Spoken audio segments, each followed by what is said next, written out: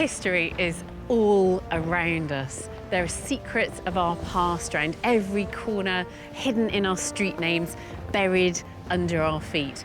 And in this series, I'm going to be uncovering these secrets by exploring Britain's most historic towns. This is the original Roman. And I want to discover which towns across the UK can claim to reveal the most about each period in British history. It is terrifying. I'll be deciphering clues in familiar landscapes, bringing lost landmarks back to life, and peeling away the layers to reveal a unique view of these towns in all their former glory. Oh, look at this, look at this! From the Vikings to the Victorians, the Romans to the Tudors, I'll reveal the story of an era through the story of a single town. This week, I'm taking a giant leap back in time to visit Britain's most Viking town. The Vikings had a reputation for being fearsome and ruthless warriors. Oh, hell! But they were so much more. Look at that. Enormous ring of silver.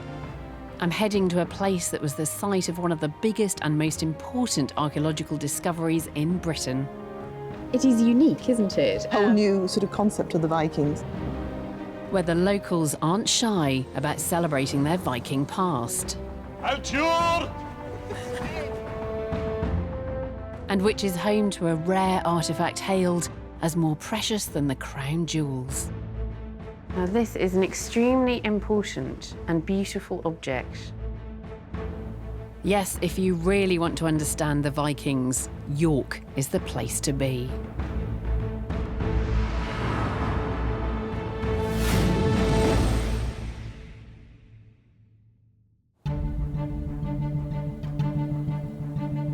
Today, visitors flock to the walled city of York to walk its cobbled streets and enjoy its historic architecture. But long before York's famous cathedral, the Minster, and the quaint tea rooms appeared here, the town was home to some of history's most terrifying invaders.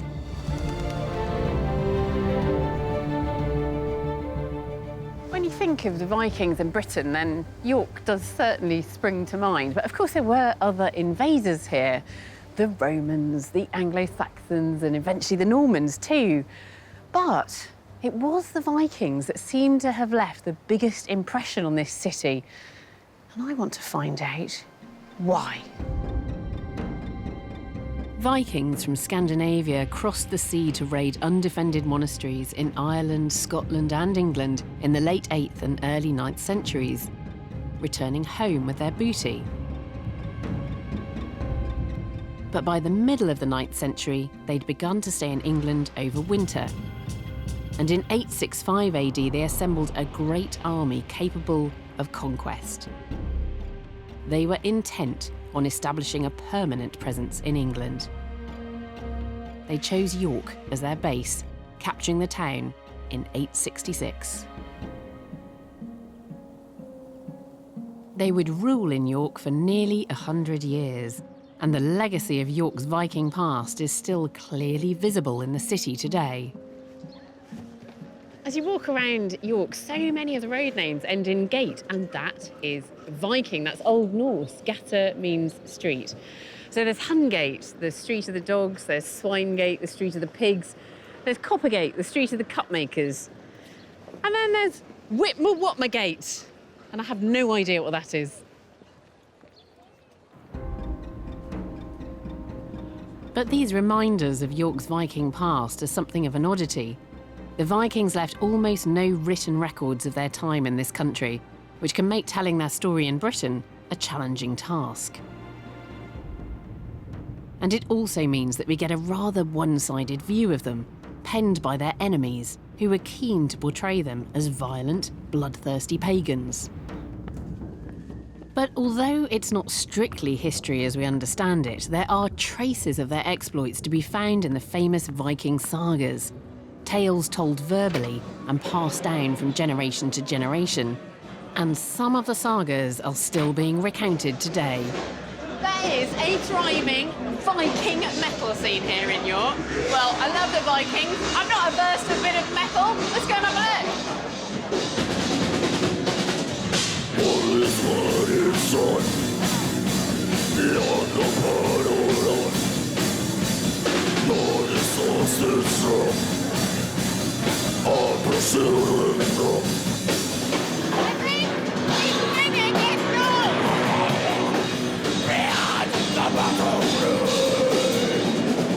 Weird staff are singing one of the ancient sagas in original Old Norse whilst giving the story a distinctly modern twist.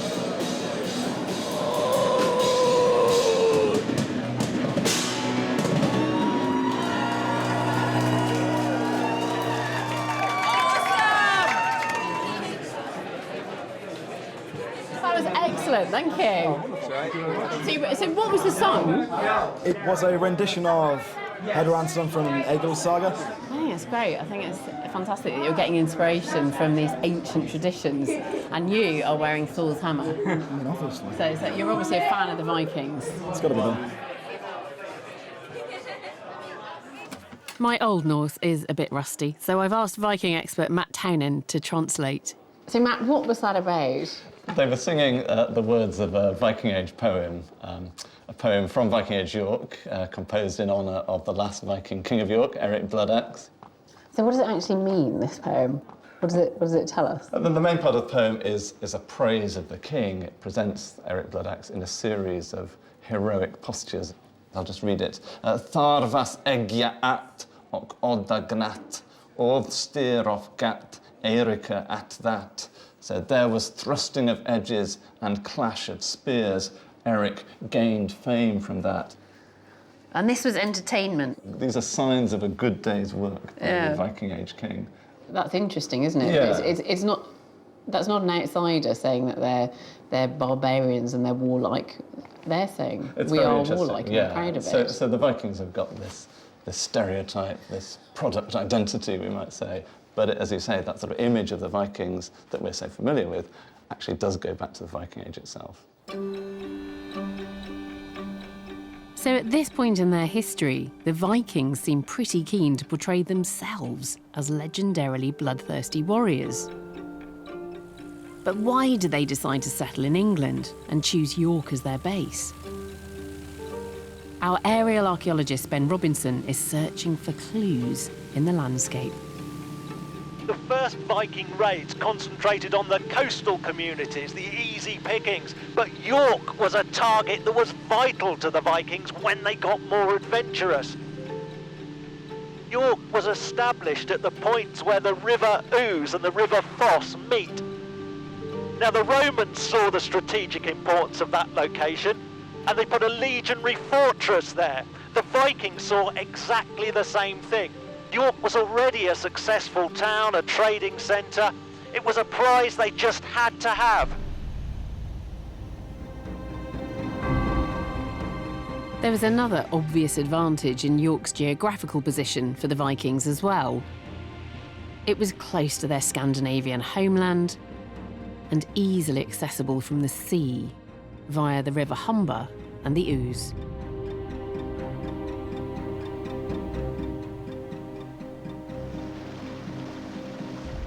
I'm beginning to think the Vikings really were opportunists. Here is this ready-made town on this wedge of land between the Ouse and the Foss, and it was a fortified town in Roman times, added to over the centuries by the Anglo-Saxons. And if you leave the Viking homeland in Denmark, sail across the North Sea and come over to England, then you can simply go up the Humber, turn right up the Ouse, and eventually you arrive here in York. But there was a sticking point. York was an important Anglo-Saxon town, a trading hub and a centre of political power. And the locals were not going to give it up without a fight. It is really easy to distill history down into these short, quite trite sentences. The Vikings took York. Well, what was that like for the people living here? How much of a conflict was it? And how did the Vikings manage it anyway? Did they have superior weaponry? Were their tactics better than the Anglo-Saxons? Or was it just about sheer numbers? Well, I can think of no one better to talk to you about all of this than Gareth Williams. And he's in here with a load of swords.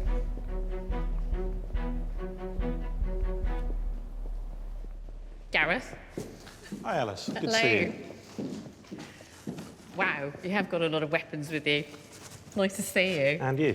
Now, how different are these weapons from the weapons that the Anglo-Saxons would have had? Very, very similar. Almost all the weapons that you see here were basically shared.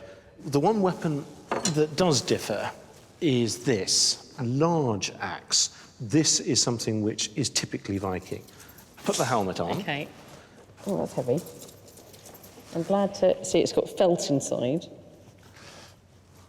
Let's start with how you hold a shield. The shield has a single handle behind this metal boss. Yeah. So that is the best bit of protection that you've got. It's not just a static defense. And so you want to use it more dynamically, use it sweeping aside rather than just leaving the shield there to be hit. Let's give you a weapon to go with your shields. So an axe like this, it's a pretty fearsome weapon. So I'm pulling it for your safety. There's a big swing. I can change direction with that. I can hook round your shield and pull it out of the way, and then come in again. Oh, hell. This is really You scary. wouldn't want to have to defend yourself against this for real. It's a big mass coming towards you. It is, and a lot of this is about intimidation. It's about scaring the other person, and you can do that in any number of ways. And there's more.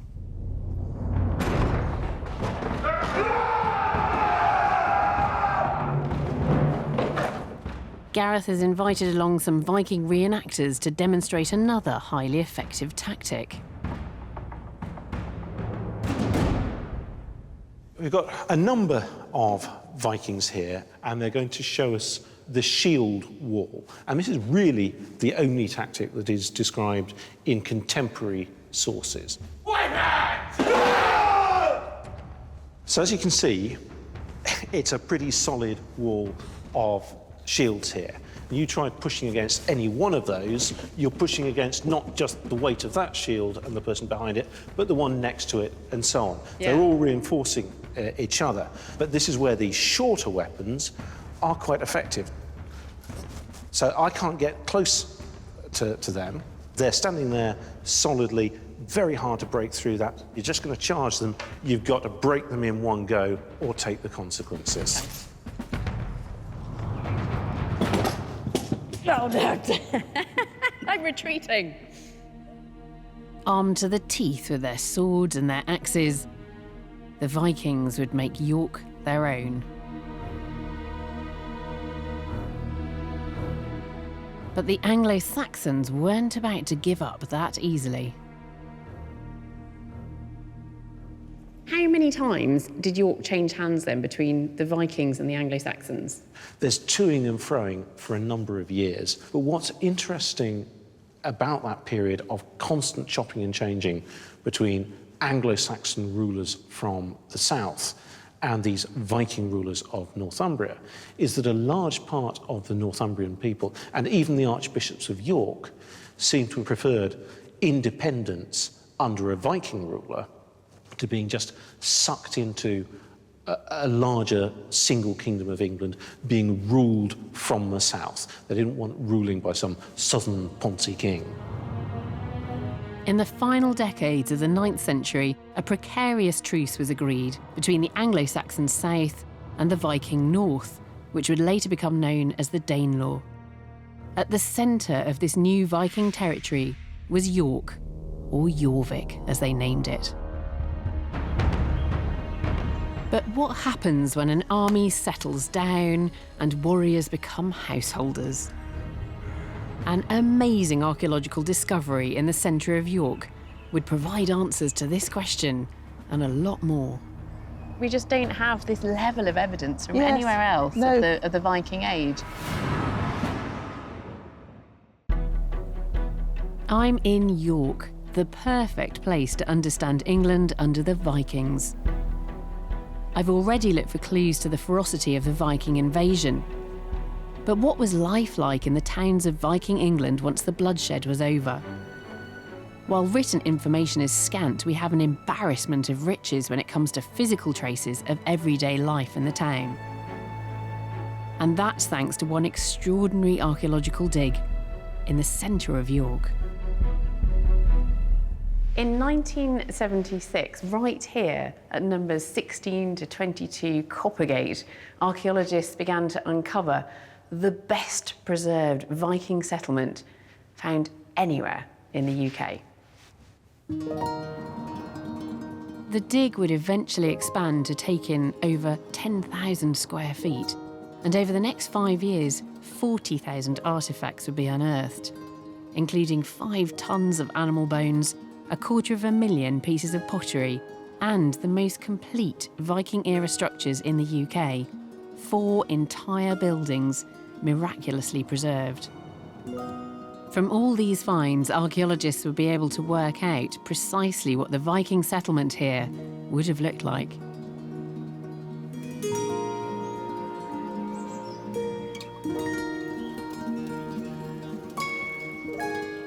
I've come to a Viking village evoking the atmosphere of Coppergate to see a few of the original 1,000-year-old artefacts that the archaeologists unearthed. Ah, real live Vikings.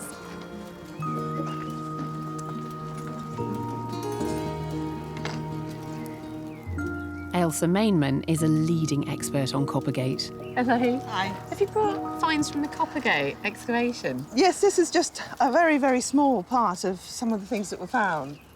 One of the items is this bone skate made out of a horse metatarsal.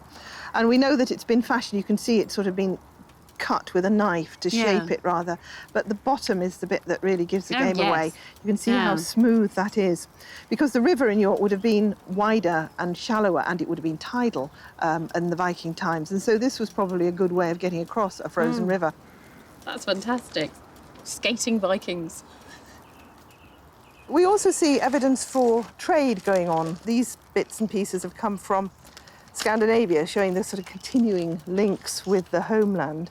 A nice little bit of a amber ring. We know that they were making those things. They didn't come from Scandinavia, they're actually producing them on the site. And we've got to know that because of the bits of raw amber. Trading the raw amber, that's coming in. Making into finger rings, pendants, a whole range of objects. And it wasn't all trade and craft that you were finding evidence of. It was people having fun as well. Yes, we did find things like gaming boards, a game of Nefertafel. We found actually part of the board, which was extraordinary. Again, a wooden board that had survived.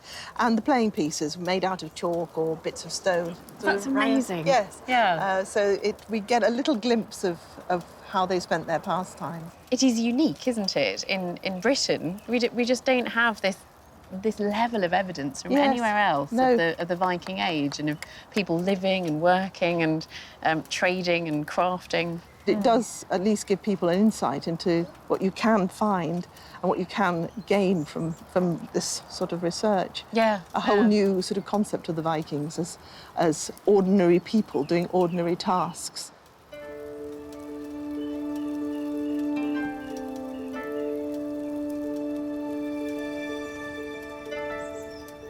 Crafts that are going on all around me in this recreated Viking village have been informed and inspired by these incredible finds from Coppergate.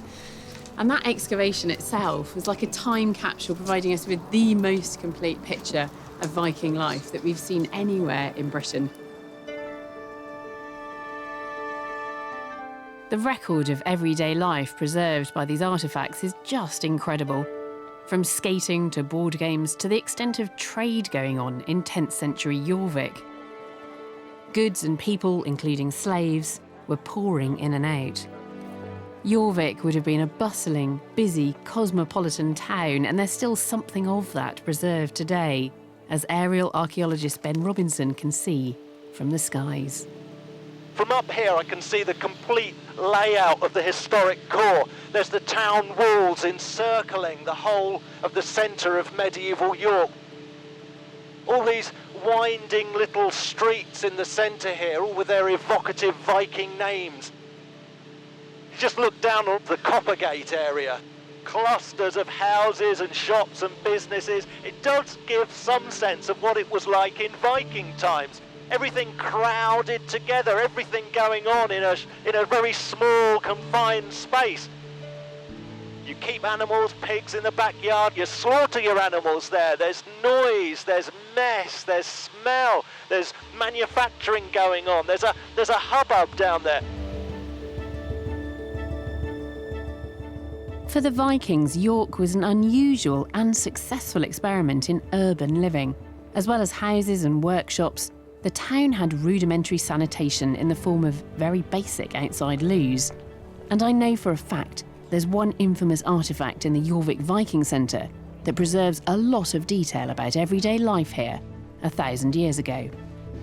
Oh, this is fantastic. So these are the new galleries in the Yorvik Centre. All these wonderful finds from the Coppergate excavations and such arrangement. Look at those shoes over there.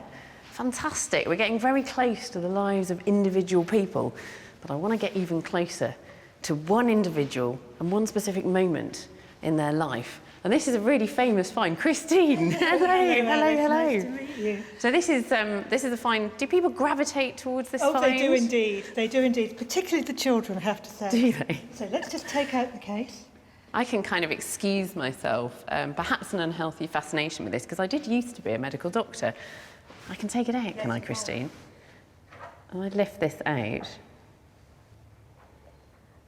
very carefully. Now, this is an extremely important and beautiful object. This is a Viking poo. Isn't that extraordinary? I mean, first of all, it's amazing that it's a Viking poo and it survived in all its glory. Most of the faecal matter at Coppergate was all kind of mixed together in cesspits. But this poo, this rose from the ashes or rose from the sludge of Coppergate, completely pristine after 1,000 years. And it's quite important because it means we can have a look at it and we can tell something about the parasites that Vikings had living in their guts, the intestinal worms. There are at least 2 varieties of parasitic worms in here. And we can also tell something about the diet. Very high fibre diet. You can kind of get that from the size of it as well. I mean, that is an eye-wateringly large poo, isn't it? And I imagine if we were still able to get DNA out of it, we might even be able to tell what Viking gut flora was like.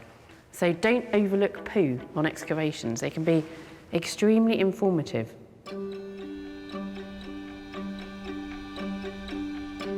Sanitation may have been somewhat lacking in Viking towns by modern standards. But on the other hand, we've got evidence that Viking men took good care of themselves, as some extraordinary finds from Coppergate have revealed. Steve! Hi, nice to meet you. You brought cakes. How wonderful. Almost. Can I open the door for you? Dr. Steve Ashby is an archaeologist and Viking expert. What's in the box, Steve? We've got a lot of things in here, particularly combs and comb-making waste from York. This is quite a nice one from Coppergate. Oh, that's gorgeous. And this is broken, so it looks like it would have been symmetrical. And it's made of antler? It's made of antler, yeah. Antler's the most common material for this. And very typical of the kind that we see in York, which kind of clearly sort of shows the shape of the antler that it's cut from. And you can see quite clearly how it was constructed with all those separate pieces and then the rivets going through and holding them all together. And are they normally decorated like this? Very frequently, yes. So we have a combination of these sort of crisscross lines. Sometimes we get ring and dot. Sometimes we get very complex interlace. It's a kind of quite a sort of distinctive repertoire of motifs that they use in lots of different ways. It's much more beautiful than any combs that I own, I must say. OK, so who would these combs have been for, then? The only way to really know that is to look at graves. There are sites in Scandinavia which we think are associated with the military, so sort of garrison sites, and they seem to have a particular sort of comb that come with a case. So you can imagine men wearing combs in a little bone or antler case hung on a belt. So Viking men were quite concerned about their appearance then, presumably? Yeah, absolutely. And this may have created a particular problem in York. Scandinavian men are treating their hair in a particular way, they're bathing regularly, they're dressing nicely, and it's undermining the virtue of Anglo-Saxon women, including women of high status. And that's seen as a major problem. So Anglo-Saxon women were particularly susceptible then to the long-haired Vikings. It seems that way, yeah. It seems that way. Russ. Hello. Hi. Hi. Thank you so much for coming along. We've invited Ross Taylor, a committed Viking reenactor, to meet us here for a makeover. So this is a replica of a Viking comb, so quite similar to the ones that were found here in York at Coppergate. Looks pretty good. Doing the job. Absolutely. Yeah. I think your beard's already looking more Viking-like, just after a few combs through with the Viking comb. Good. What can we do to his hair? We could maybe braid it a bit. What kind of braids? There's some suggestions from sculpture and illustrations. There are sort of knots and plaits in hair, but they're they're stylized, so it's anyone's guess, really. We want to see for ourselves if a well-groomed Viking can still cause a stir on the streets of York. Are you nervous, Russ?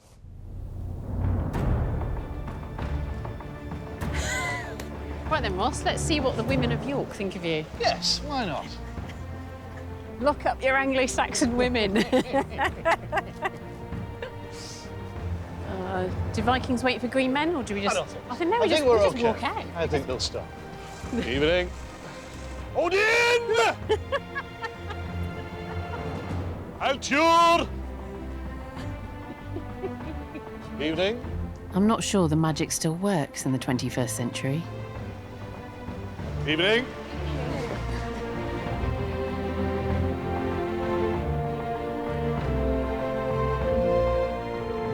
But the pride Viking men took in their appearance back then apparently had an effect on local men as well as women. One Anglo-Saxon monk complained that the men of York were copying the bathing habits and hairstyles of the pagan invaders.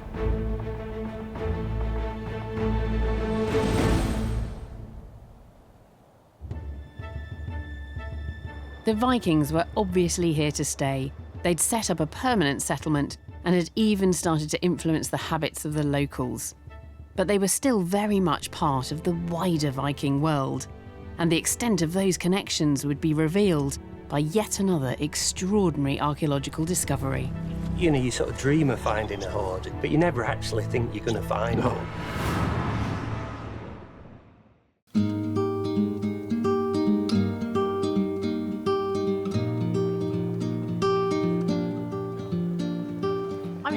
York on the trail of the Vikings, and we've already discovered that there's an embarrassment of archaeological riches under the streets of this town that show that York was not only Britain's most Viking town, but a thriving commercial centre. Now, this burgeoning trade demanded innovations in shipbuilding, and I want to find out more.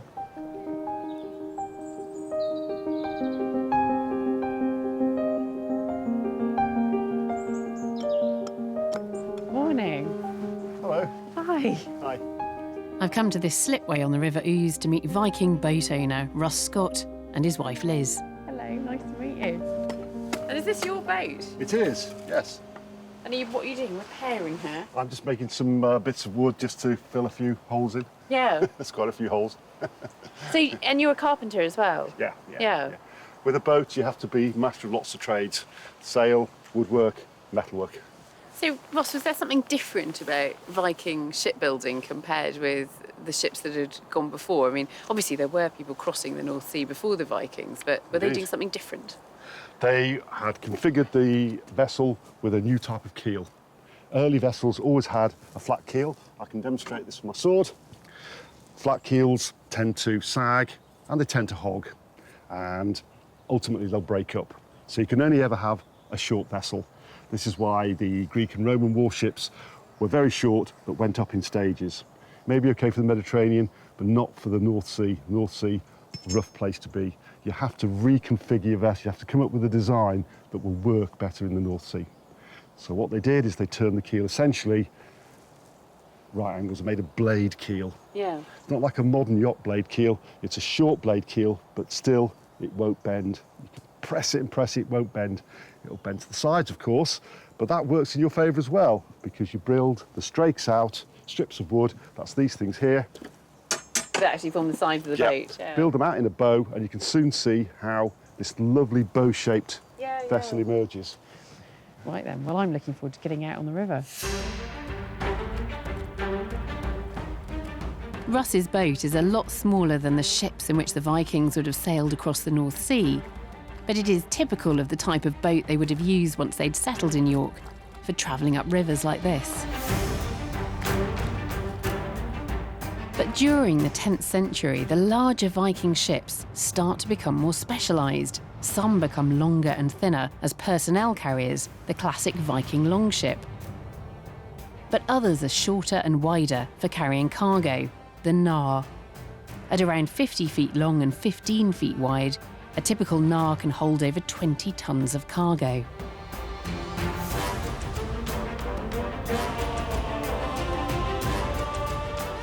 The Viking trading empire expanded. More ships sailed to distant destinations like Constantinople. And ships also made long voyages across the North Atlantic to Viking settlements in Greenland and Iceland. York was well connected to the rest of the Viking world by river and by sea.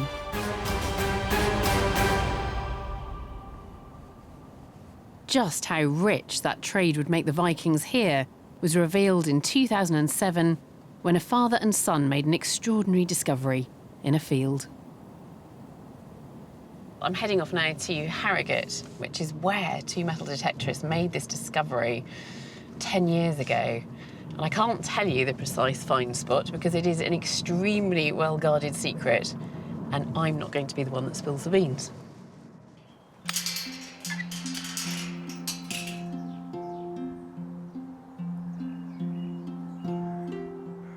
The lucky detectorists were David and Andrew Whelan.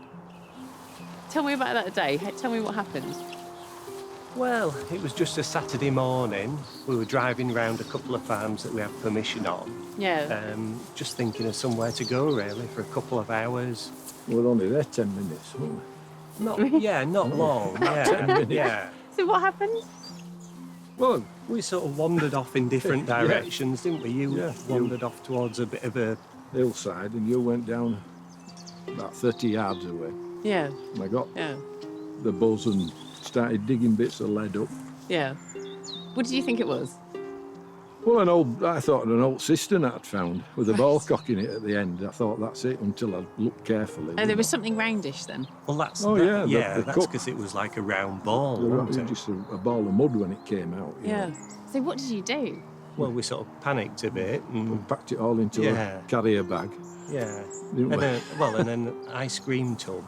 Yeah. Wasn't it? Yeah, I think that was our sandwich box for the day, wasn't it? What David and Andrew had discovered turned out to be one of the most important Viking finds in Britain. As well as the silver cup, there were over 600 coins and 67 other items, including exquisite jewellery. It became known as the Vale of York Hoard.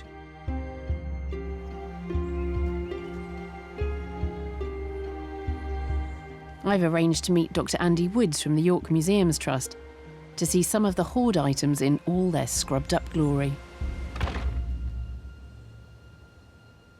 We've got a few of the star pieces here. As you might imagine, not quite everything fits inside this box, but some of the really great pieces.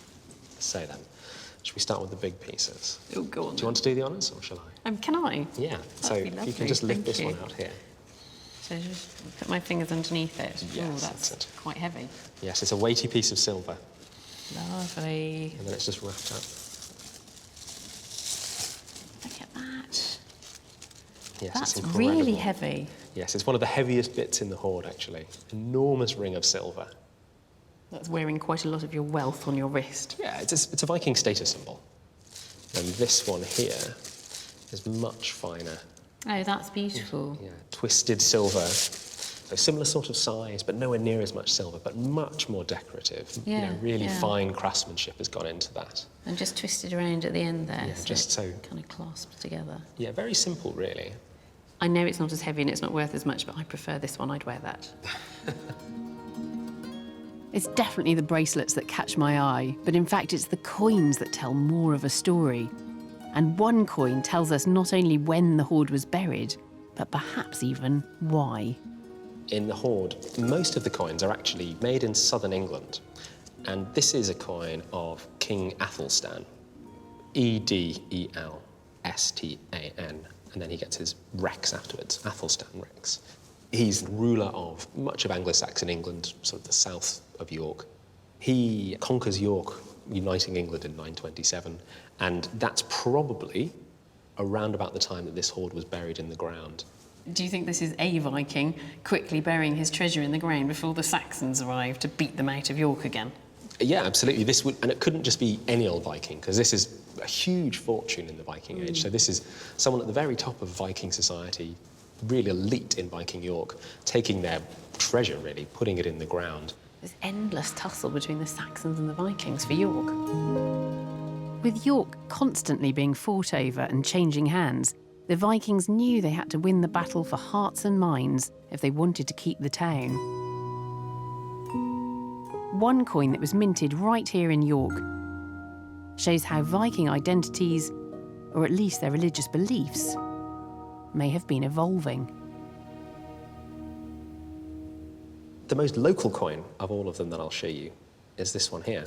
Through the middle, you've got a sword, and then the legend reads Sancti Petri Mo, or the money of St. Peter in Latin. Okay. But that little symbol at the bottom is a hammer, and that's a Thor's hammer. It's a Thor's hammer. So it's really mixing up Christianity and pagan ideas there. Yeah, absolutely.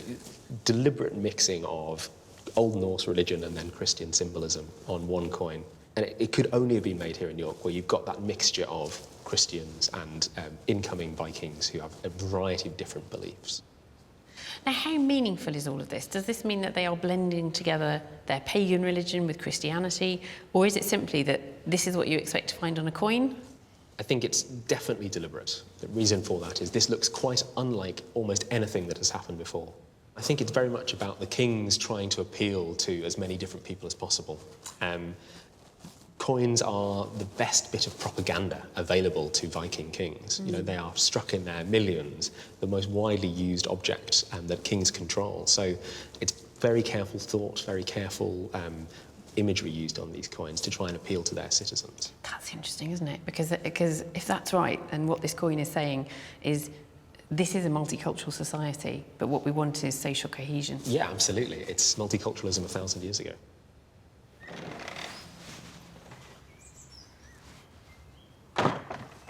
Oh, I loved getting the chance to see the hoard up close like that.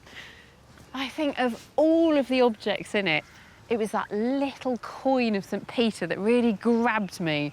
That is the most curious, the most intriguing, the most exciting bit of evidence, because what it shows us is that you've got these two different ideas, these two different cultures coming together, the Vikings and the Anglo-Saxons. And it's the very earliest evidence that we have of that synthesis. Far from ruling with an iron fist, the Vikings wanted to win over the native English. And one bizarre artefact in a most unlikely location shows just how far that cultural alliance really went. I can't wait to see it. I'm in York, the perfect place to understand Viking England. The world-famous Coppergate dig has painted a detailed picture of the Viking town, and the treasures of the Vale of York hoard suggest a willingness by the Vikings to compromise and even embrace local customs and beliefs. The Vikings left an indelible mark on York in its street names, but actually it goes much further than that. So none of these buildings, of course, are original Viking, but the plan is 5 to 6 metre wide plots. And this meant that the Vikings and the Anglo-Saxons were living crammed in, cheek by jowl. Surely they must have tried to get along. From the air, Ben is looking to see if there's more evidence of this peaceful cohabitation in the towns and villages surrounding York. As we're navigating round, I've got a sense of how densely settled this area was by Vikings just from the place names that we're seeing all around us, the characteristic bee-sounding names.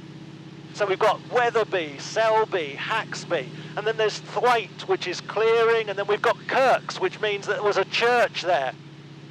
The really interesting thing, though, is that we've also got Anglo-Saxon names as well as Viking names right alongside. So Elvington, Pocklington, Sutton. The ton is farmstead or settlement, but in Anglo-Saxon.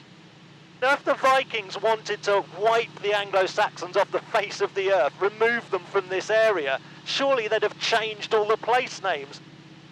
The Vikings seem to be getting more subtle. It's not about slaughtering, it's about intermingling, it's about getting along, it's about us and them against the others.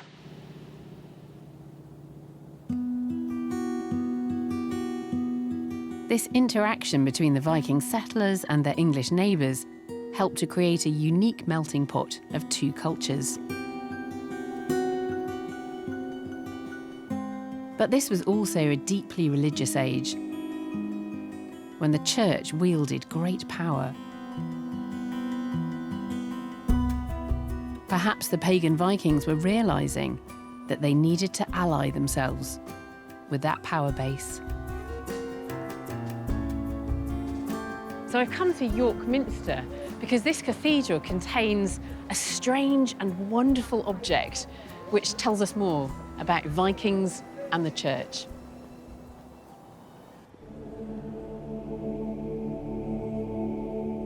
I've been given very special permission to see this precious artefact up close. And I'm meeting Dr. Alex McLean to find out more about it. Well, we have an amazing artifacts of Viking York here in the Minster, which you're going to come see. And are we actually getting it out? We are. Usually it's behind glass, so this is really kind of a special occasion to be able to get it out and actually handle it. Yeah. Oh, we can touch it? Yep, yep. Can't wait to see it. So this is the crypt. And here is the horn of Ulf.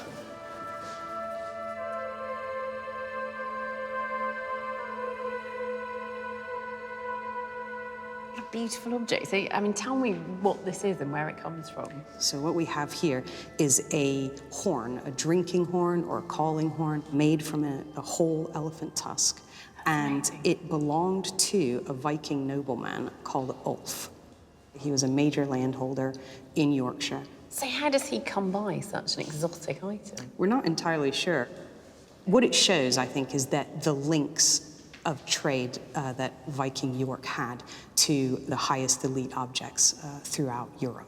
And so when he gives it to the Minster, that's an incredible sort of symbol of his devotion to the Minster, that he would give them such a fine object as this. Can I hold it, of course? Oh, it's really beautiful, isn't it? So we've got some extraordinary beasts there, like lions and deer, and then that looks Griffins. like a griffin. Yeah, I think so, yeah. So why is a pagan Viking giving this extraordinary gift to the church? Because he's not a pagan.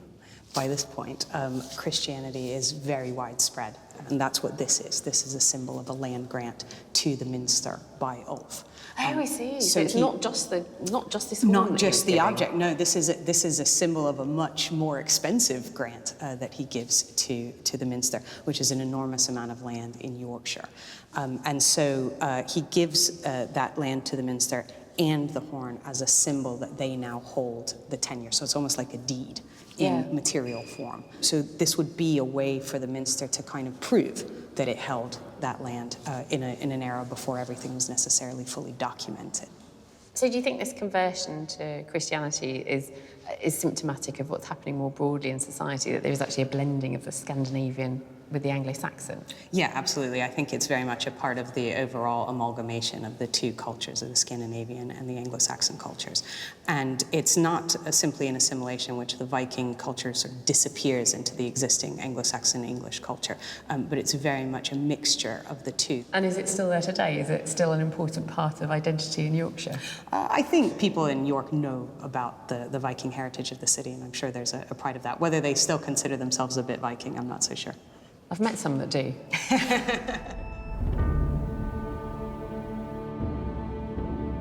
In 954, the Viking kingdom of Northumbria, with York as its capital, became absorbed into England.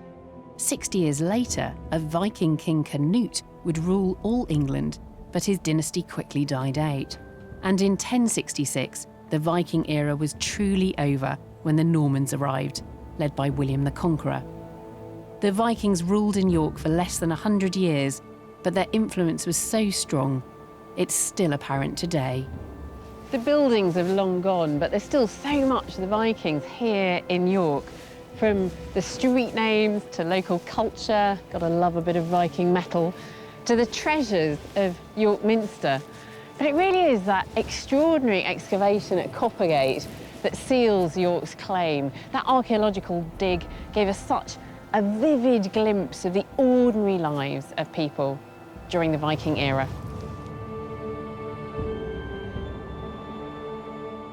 The Vikings make York their stronghold in England. Under their occupation, it grows into a thriving and industrious town. They design cutting-edge cargo ships that could cross seas and reach exotic ports. At the height of the Viking Age, York is a town of more than 10,000 citizens, confidently trading with the outside world.